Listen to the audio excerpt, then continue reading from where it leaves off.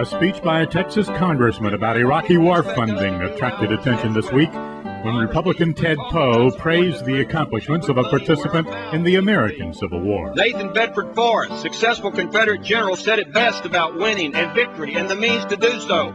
He said, "Get there firstest with the mostest."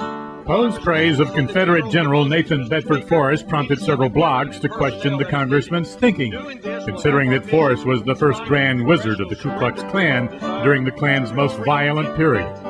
A fairly recent biography of the general shows he was a man of little education who became a millionaire as a Memphis slave trader before the Civil War. In reviewing the book, the Southern Poverty Law Center noted that Forrest's entire life was, quote, drenched in blood.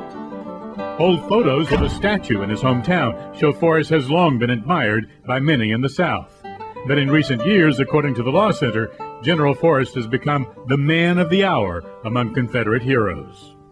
There are now websites that offer his face on a coffee mug, on a pocket knife, even on a checkbook, not to mention your own personal statue of the man.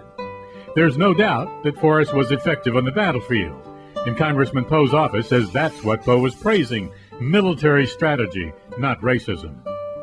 But you would think the congressman or his staff would know about the most infamous element in the general's military career, the Battle of Fort Pillow in Tennessee, better known as the Massacre at Fort Pillow. Abraham Lincoln, remember the icon of Congressman Poe's party, used the word massacre in a letter about the incident. And the Republican-controlled Congress of that day, in a now yellowed report about what happened, called it a scene of cruelty and murder without a parallel in civilized warfare. The report contains conflicting accounts and some details, and was by necessity one-sided. But the two lawmakers who wrote it, both of them Republicans, gave General Nathan Bedford Forrest much of the credit for what today would certainly be war crimes.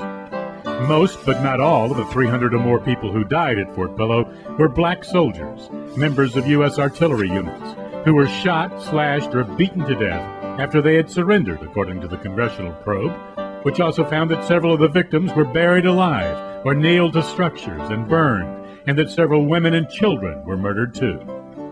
The congressional report, which Poe could easily have found in the Library of Congress and several other places online, contains interviews with survivors who could be describing acts of Islamic terrorism today.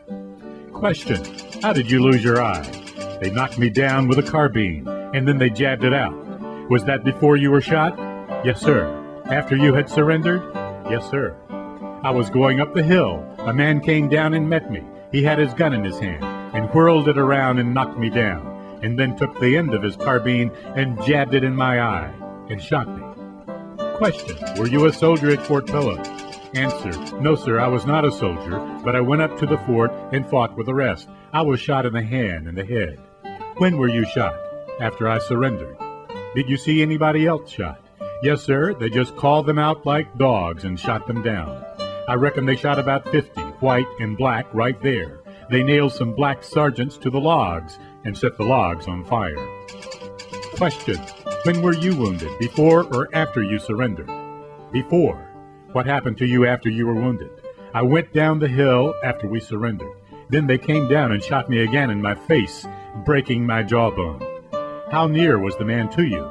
He shot me with a revolver about 10 or 15 feet off. What happened to you then? I laid down and a fellow came along and turned me over and searched my pockets and took my money. Question: how many did you see them kill after they had surrendered? Answer: after I surrendered, I did not go down the hill. A man shot me under the ear, and I fell down and said to myself, if he don't shoot me any more, this won't hurt me. One of their officers came along and hallooed, Forrest says no quarter, no quarter. And the next one hallooed, black flag, meaning no quarter. Question: where were you shot? In the head first, then in the shoulder, then in the right wrist, and then in the head again about a half an hour after that. How many men shot at you? One shot at me 3 times, then a lieutenant shot at me. Did they say anything when they shot you? No, sir, only I asked them not to shoot me, and they said, God damn you, you are fighting against your master. Question: were you shot with a musket or a pistol? Answer: with a musket. I was shot once on the battlefield before we surrendered. They took me down to a little hospital under the hill. I was in the hospital when they shot me a second time. Some of our privates commenced talking. They said, "Do you fight with these goddamn niggers?" They said, "Yes." Then they said, "Goddamn you, then we will shoot you." And they shot one of them right down. They said, "I would not kill you, but goddamn you, you fight with these damn niggers and we will kill you." And they blew his brains out of his head. Question: do you think of anything else to state? If so, go on and state it. Answer: I saw a rebel lieutenant take a little Negro boy up on the horse behind him, and then I heard General Chalmers, I think it must have been, tell him to take that Negro down and shoot him, or take him and shoot him. And he passed him down and shot him. How large was the boy? He was not more than 8 years old. Question: what did you do after you were captured? Answer: I helped to bury some of the dead. Then I came to the commissary store and helped to carry out some forage. Did you hear the rebels say anything about a fight? Nothing more than it was the hardest fight they had been in with the force we had here. I was then with the 2nd Missouri Cavalry. What did they say about giving quarter? They said they would show no quarter to colored troops, nor to any of the officers with them, but would kill them all. Who said that? One of the captains of the 2nd Missouri. He shot 6 himself, but towards evening, General Forrest issued an order not to kill any more Negroes, because they wanted them to help to haul the artillery out. How do you know that? The captain said so. Were colored men used for that purpose? Yes, sir. I saw them pulling the artillery, and I saw the Secesh whip them as they were going out, just like they were horses. Question: did you observe how the dead had been buried by the rebels? Yes, sir. I saw those in the trench. Some had just been thrown in the trench at the end of the fort, white and black together, and a little dirt thrown over them. Did you see any peculiar marks of barbarity as inflicted upon the dead? I saw none that I noticed, except in the case of one black man I took up off a 10th floor. He lay on his back with his arms stretched out. Part of his arms were burned off, and his legs were burned nearly to a crisp. His stomach was bare. The clothes had either been torn off or burned off. In order to take away the remains, I slipped some pieces of board under him, and when we took him up, the boards of the tent came up with him. And we then observed that nails had been driven through his clothes and his cartridge box so as to fasten him down to the floor. His face was not burned, but was very much distorted, as if he had died in great pain. Question: were any rebel officers around when the rebels were killing our men?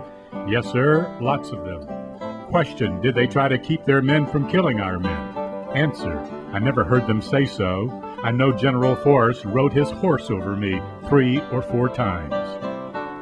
Growing up in the Deep South, I never heard my grandparents mention that side of General Forrest, and maybe Congressman Poe never heard it either. But before he gives another speech on the floor of Congress using Forrest to defend American troops, maybe he should think about those other American troops and those other Republican congressmen who likely wouldn't see a lot of difference between Forrest's brand of insurgency and that modern one in Iraq.